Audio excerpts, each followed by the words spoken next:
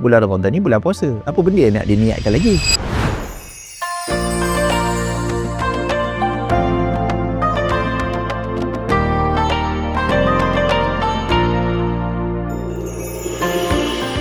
Bagaimana persiapan hati dan juga badan kita untuk menyambut Ramadan?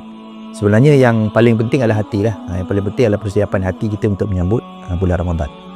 Kalau kita tengok para ulama, terutamanya ulama-ulama fiqh 4 mazhab ni lah, mereka ada perbincangan setiap kali bulan Ramadan. Kita akan bangkitkan balik perbincangan mereka ni, iaitu tentang apa? Tentang niat. Para ulama berbeza pendapat sedikit je lah tentang boleh tak seorang tu berniat di sepanjang Ramadan tu dengan satu niat sahaja, niat sebulan, ataupun kena niat setiap hari. Dan setiap hari tu kena niat bila? Pada waktu malam ke ataupun pagi tu boleh niat lagi ke macam mana kan? Rasanya ramai yang pernah dengar lah perbincangan-perbincangan fiqh ni.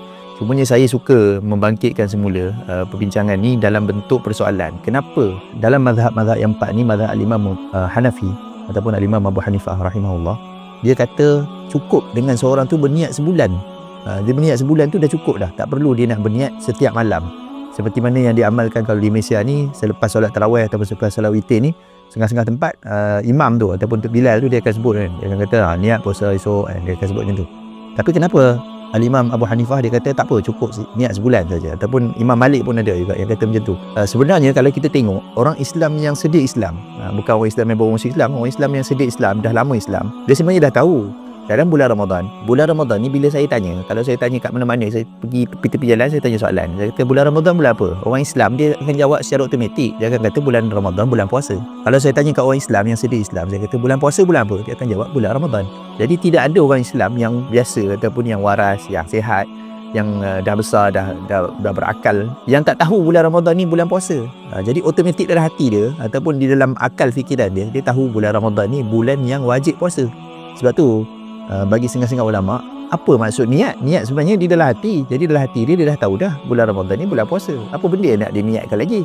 Nak niatkan bagi kalau dia dah tahu bulan Ramadan tu bulan puasa. Melainkan dia ada niat tak nak puasa. Barulah dia kena niat puasa. Kalau tak, dia dah tahu bulan Ramadan ni bulan yang wajib puasa, nak niat apa lagi? Dia dah tahu dalam hati dia dengan jelas yang setiap hari dalam bulan Ramadan, selagi tak nampak nak bulan Syawal, selagi itulah dia kena puasa. Jadi tak perlu nak dia bangkitkan lagi persoalan tu, sebab dalam hati dah ada benda tu. Jadi sebab itulah perbincangan tu keluar, timbul persoalan tu. Macam kalau kita katalah kita tengah duduk di Mekah kan. Ada tak orang tengah duduk di Mekah, tengah-tengah tawaf, kata tu buat apa dengan Mekah ni? Tak ada orang macam tu. Orang akan kata macam dengan ada Mekah ni mesti umrah ke ataupun haji ke ataupun tengah tawaf ke. Takkan ada orang kat Mekah tu tiba-tiba baru nak kena niat, silap tak niat lagi. Tak ada orang macam tu.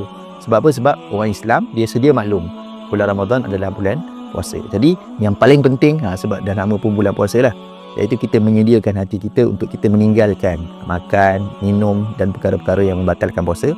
Terutamanya lah, ramai orang terlepas pandang ni lah, kalau kita boleh jaga mulut kita ni daripada memasukkan makanan-makanan yang halal, makanan-makanan yang kita beli dengan duit kita sendiri. Kalau kata kita kerja kan, gaji tu kita dapat, kerja pun kerja yang halal, tiba-tiba kita tak makan makanan yang kita beli tu, padahal makanan tu ada logo halal. Kenapa kita tak makan? Sebab kita berpuasa. Kalau kita boleh meninggalkan makan benda yang halal di waktu siang, apatah lagi sepatutnya mulut kita ni kena meninggalkan bercakap benda-benda yang haram. Itu yang paling penting. Ataupun mata kita ni melihat perkara-perkara yang haram, ataupun telinga kita ni mendengar perkara-perkara yang haram. Jadi benda-benda macam itulah yang kadang-kadang orang terlepas pandang dalam bulan sebelum Ramadan ataupun sebelum kita nak masuk ke dalam bulan puasa ni. Siapkanlah hati kita, siapkanlah mental kita, siapkanlah emosi kita bahawa kita ni akan meninggalkan benda yang harus, benda yang boleh, benda yang halal kerana Allah Subhanahu Wa Taala.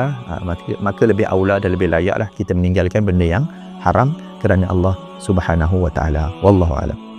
Inilah apa? Inilah Islam kita. Jika anda rasa video ini bermanfaat, bolehlah tekan like, komen ataupun share kepada orang lain, insya-Allah.